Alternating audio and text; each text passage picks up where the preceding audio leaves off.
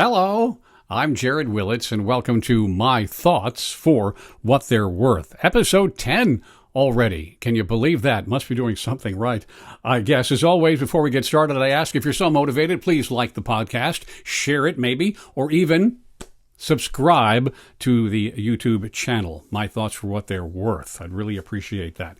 Today's episode is entitled, A Chicken in Every Pot and a Car in Every Garage. Pretty cool slogan. You may have heard it before, perhaps mainly attributed to Herbert Hoover, I think, back in the 20s. Although I don't think that's actually true. I think it was more of a party thing, and I wasn't necessarily sure it was all positive. It may have been negative, but I think if history serves me correctly, my history, which is always suspect, a chicken in every pot actually I think started in France in like the 15th century or something like that. Anyway, the point is, a chicken in every pot and a car in every garage. That was a good campaign slogan. Well, that gets me to the real topic of today, which is campaign promises.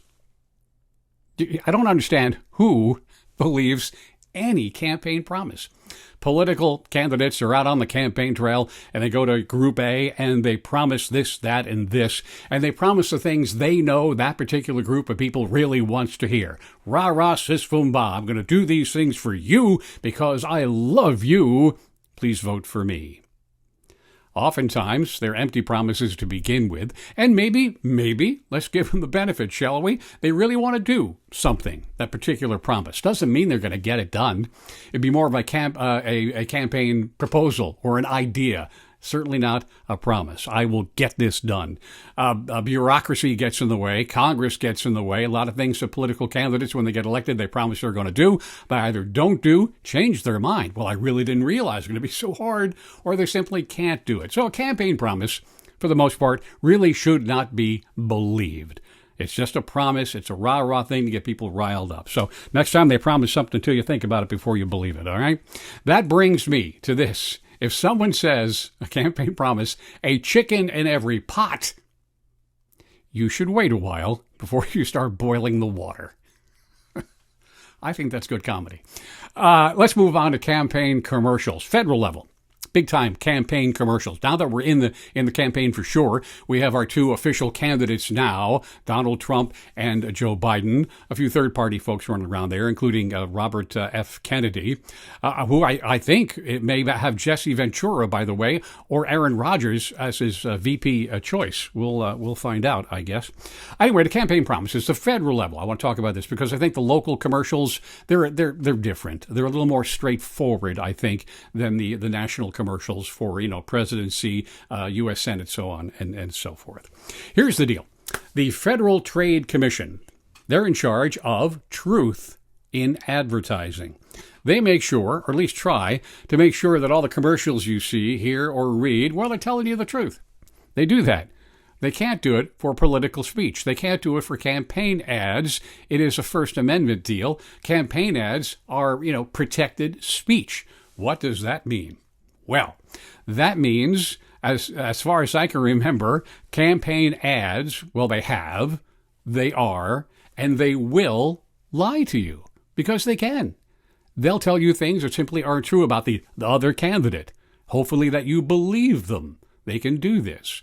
Now, I think, maybe, that campaign commercials are really for the folks who are simply not paying attention.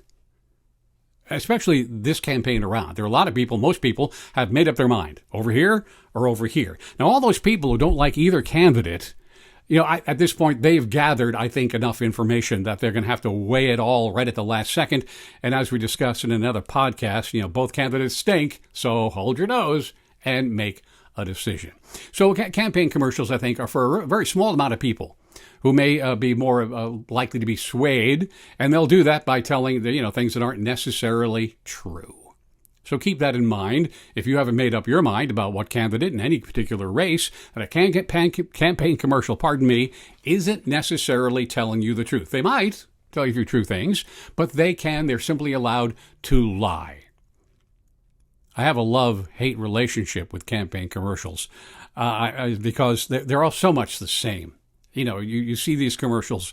You have the bad candidate, so-and-so. First off, he's in black and white. All right. And he's kind of scrunched up face, and he's kind of ugly looking. And all the fonts are really kind of jagged and bold, and the colors are, black and red and all that. They're saying all the bad things about that guy. And then all of a sudden, the sky is blue. The grass is green. The children are playing. The dogs are frolicking. Our candidate is shaking hands and hugging people, and it's all wonderful and great. And it's a lovely view. Anyway, they're all very much like that. Point is, they're not necessarily telling you the truth. In campaign commercials, I look at them. Mostly, I say, you're kidding. Really? You just said that? And I laugh at them because they are kind of funny because they're all kind of the same. Every last one of them. Did you know that candidate so stole a can of peas from the grocery store? Fine. Maybe he needed peace. I don't know. I'm rambling on now. One last thing, of course, as we get into the campaign season deeper and deeper, you're going to have to, I think, if you really haven't made up your mind, what are the people you're really trying to figure out who you're voting for, not necessarily just for president or other high office. With the campaign commercials, try not to pay too much attention to them because they're not necessarily telling you the truth. Do your own research. If the guy or gal is still in office or is in office, take a look at the record. Take a look at the record. See what this person has done or not done. If they're not in office right now, maybe they're in business, look at their family life a little bit. Look at their business. See what kind of person they are and start gathering some facts. Now, that's going to be difficult because everything out there, not just campaign commercials, social media here and there, there's a lot of stuff that isn't necessarily true. People trying to sway you any number of ways. So you got to do some real research. It is hard work, I think, to find the truth, to find the facts to make a decision on who you're going to vote for. But I think, do the hard work. It's worth it. America is worth it. And your vote is worth it. So, we'll see how it all works out. Those are my thoughts for what they're worth. I'm Jared Willits.